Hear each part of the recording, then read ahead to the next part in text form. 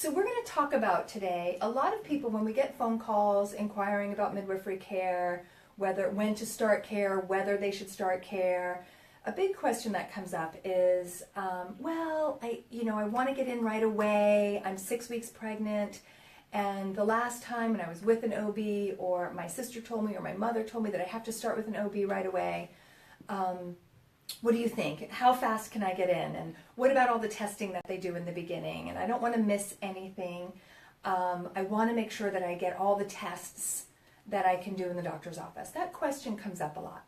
And so we just want you to know that in the midwifery model of care, and here at the Santa Clarita Birth Center, we offer all the same tests that are available to you in the doctor's office, or what we say generally is all the tests that they do to you in the doctor's office are available to you out of hospital with a midwife.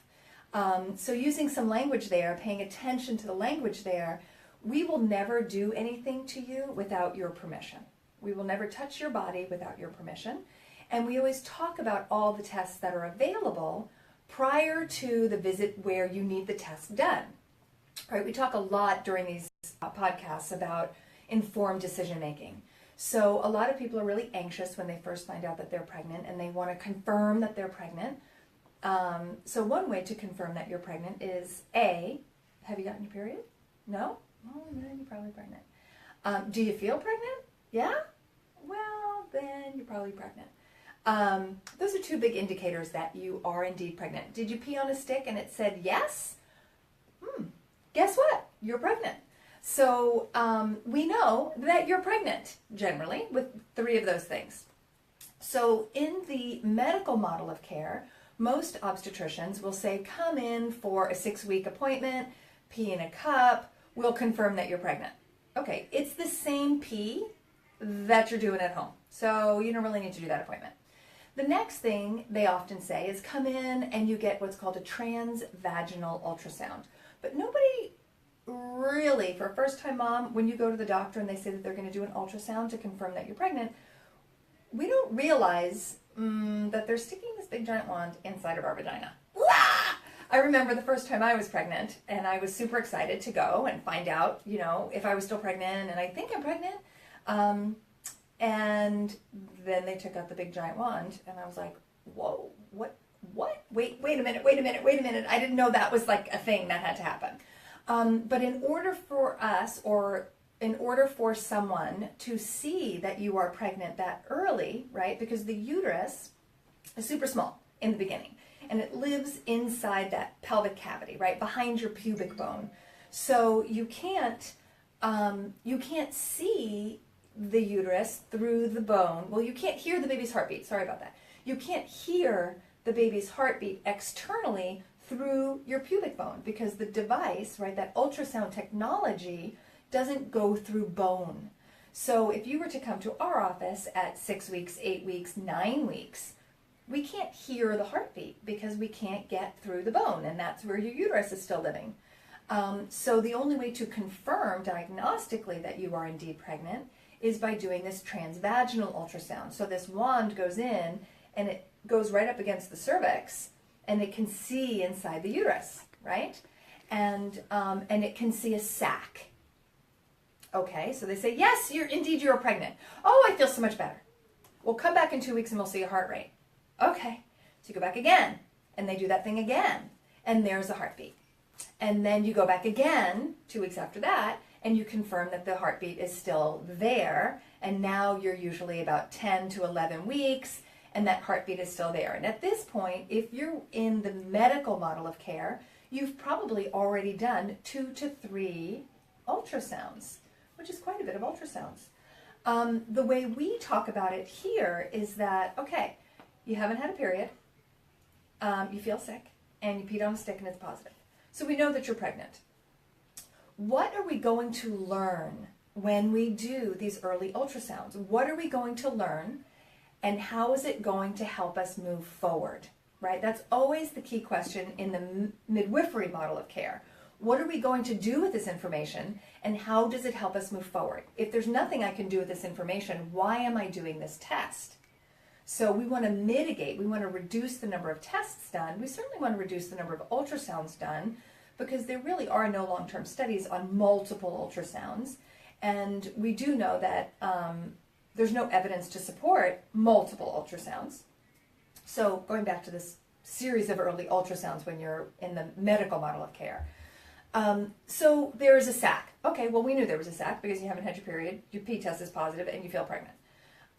Let's take the feeling pregnant part out of it, because I never felt pregnant certainly not in my first pregnancy. I never felt pregnant. I didn't have morning sickness. Praise the Lord, because let me tell you, that is brutal. So I never had morning sickness, but I never got my period. So we do this early ultrasound, we see a sac. Okay, what do we do with this information? Nothing. If we didn't see a sac, what would we do with the information? Nothing. We would say, oh, okay, well, there's no sac there, so you're not pregnant. I don't know why you're not getting your period. Let's wait 2 weeks and see what happens. So now you go back 2 weeks later, right? So there was a sac. And now you see a heartbeat. Awesome. Great. Wonderful. We see a heartbeat. What does that tell you? It tells you that you're pregnant at this moment in time. It doesn't mean you're going to be pregnant tomorrow, because we do know that women miscarry generally between 6 and 8 weeks. 6 and 9 weeks is a really common time to miscarry. So we know that you are pregnant at this moment in time, but it doesn't tell me you're still going to be pregnant at 10 weeks. So you go back again at 10 weeks and they confirm, oh yes, there is still a heartbeat, right? So all you're doing is confirming that you're maintaining the pregnancy.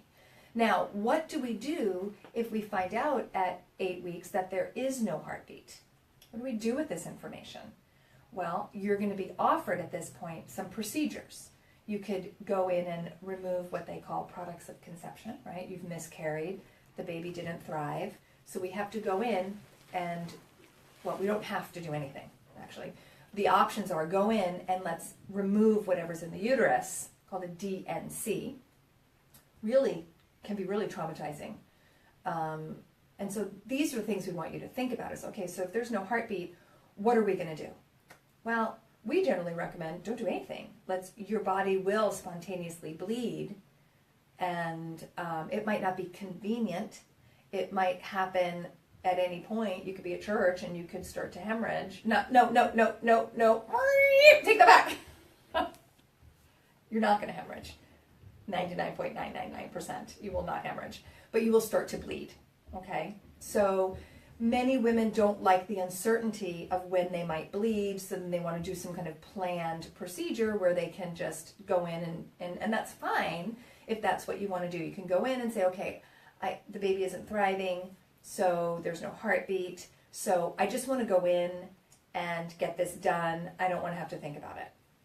That is certainly a viable option. I mean, that's available to you. It does have its risks. It's not something that we necessarily think needs to be done. We prefer the body to spontaneously do its own thing, and then you will bleed and you'll have a heavy period and it will be the end of that pregnancy. So that's how we talk about things, right? So these early ultrasound testings, yes, they are totally available to you, even if you're with a midwife. They're more likely going to happen in the medical model of care. As midwives, we say, hey, let's get your first appointment between 10 and 11 weeks where we can hear the heartbeat externally. If we can hear that heartbeat externally, we know we have a viable pregnancy. If I can't hear the heartbeat at that point, let's now go in for an ultrasound. Let's identify what's going on, because now we're going to do something with this information. We may say, let's give it a couple more weeks till the body spontaneously miscarries. Or, oh my gosh, there is a heartbeat. We just didn't, for some reason the baby was hiding under the pubic bone. But we have some more options there. So the key issue when you're deciding between the midwifery model of care and the medical model of care is we talk about things a little bit differently. We talk about what will we do with this information. And we try to decrease the invasive procedures to the mother because those have psychological effects on us. They make us really uncomfortable. They can cause some anxiety. So we say, okay, well, what's going to reduce this stress? What's going to be in the best interest for mom and baby? And how do we get to this result in the safest way? So that's one of the things that goes on in early pregnancies, this need to run in and confirm that you're pregnant.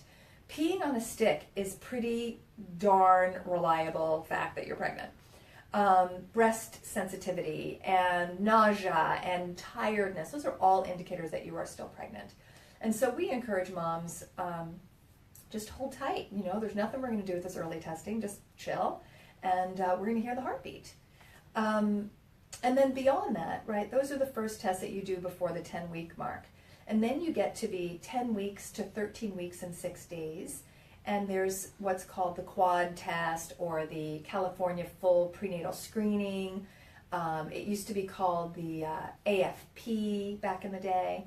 And that's this little booklet that you'll be given if you come in to see us or if you go to the obstetrician.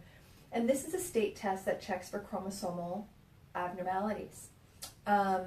And this is a test that we offer here, and we talk about this test. And again, we talk about, well, what are we going to do with this information? And how will this help us move forward? Will you terminate? Will you not terminate? Will you just want to know because you want to be prepared? Do your family members really want you to do the test? So we talk about different reasons why you would do this test. And yes, this test is done here. And then we offer some other tests instead of this test. We have a private lab that we work with called Sicignano. And this lab does the same chromosomal testing. And we talk about that, and we talk about the results, and we talk about the sensitivity of this test. And basically the theme that I'm getting at is all the testing that is done to you in the doctor's office is offered to you here in a way that we can really unravel what we're going to do with the information. You're never treated as sort of cattle. You don't come in and, okay, we're going to be drawing your blood today. Why? Oh, because it's just what we do. It's a test that you have to do today. Well, wait a minute. You deserve to have a dialogue with your care provider. We talk about it a lot in these Midwife Mondays. It's really important that you say, wait a minute, what are we doing? Why are we doing it? How is it going to help us go forward? What am I doing with this information? And wait, treat me as a person. I don't care that this is what you just do, because I'm pregnant for the first time, and I want to be treated uniquely. And that is really important, and you have the right to say, stop, I don't understand. Wait a minute, can you give me more information? I'd like to think about that test before we do it. Wait a minute, I'm not sure if I want that wand inside of my vagina right now. Like, yikes, what am I going to do with this information? You deserve to have a chance to think about it and go back and make a decision. So the short little synopsis here is everything, again, that's done in the doctor's office is offered to you here. All of that same testing, all of the same ultrasounds, all the same blood work. It's just done in a way slower way. The process is much slower. The process is much more informed decision making than line up and this is what we do. And that takes you right through the pregnancy. So we do your early testing, and then we do your glucose tolerance testing, which we talked about at a previous podcast. And then we do your Group B strep culture, which I don't think we've really gone into that yet in a podcast, but perhaps we will if people are interested in that. What does that test mean? What do we do with the information? What's the standard of care in the United States? We could talk about statistics and things like that with Group B strep. And then we do anatomical ultrasounds. You can do them here at the Santa Clarita Birth Center. We refer out to some wonderful perinatologists in town. So we have lots of resources here at the Santa Clarita Birth Center. And it will fit everyone's budget. So if you have insurance, we make sure that all of these tests are covered by your insurance. If you don't have insurance and you're a cash pay, we make sure you get the lowest cash pay price that's available out in the market. So we're very cognizant of making sure that all of these tests work within your budget as well. So that's what we have for today. So if you are pregnant, congratulations. Enjoy being pregnant at this moment. Try not to be consumed with fear of, is the baby going to stick and how will I know? Because right at this moment, if you peed on a stick and it's positive, right at this moment, you are pregnant. And that is a blessing, and you should enjoy it. And let's see how this unfolds in the next few weeks, right? That's what we say to our pregnant mamas. And then we will do a 1-hour free consultation if you think this is the direction you want to go in terms of care. And then we set up your first appointment between 10 and 11 weeks. And again, that's when we can hear the heartbeat and we know we have a baby that's sticking around. So there you have it. So if you have any questions, always give us a call at the Santa Clarita Birth Center, the SCV Birth Center. You can always email us. Go to our website, scvbirthcenter.com. You can engage with us on social media, on Facebook, on Instagram, on Twitter. And all these podcasts that we're doing are also being downloaded, I think that might be the word, uploaded maybe, to SoundCloud. And then soon to be on iTunes if I can figure out what my password is. And if my children are listening to this, they're laughing because I never know what my passwords are. How does anyone keep their passwords in their brain? I can't handle the password situation. So I don't know what my iCloud password is, and therefore we cannot upload these to iCloud until I solve that problem. But I got bigger things to do. I got babies to catch. And somebody else can figure out how to do the iCloud thing. So there you go. Any questions, always contact us. Thank you so much for listening to these Midwife Mondays. Please do send in suggestions of things you'd like us to discuss, things you want more information on, and we are happy to do those things. Oh, and next week, I have this new fancy tool, which is my new thing, which I love, and this was given to me by a very dear client of mine. And if you can only guess what these circles mean, my son thought they were the phases of the moon, perhaps. And they're not. So we'll talk about this next week. Okay, thanks you guys. Have a great Monday. Bye.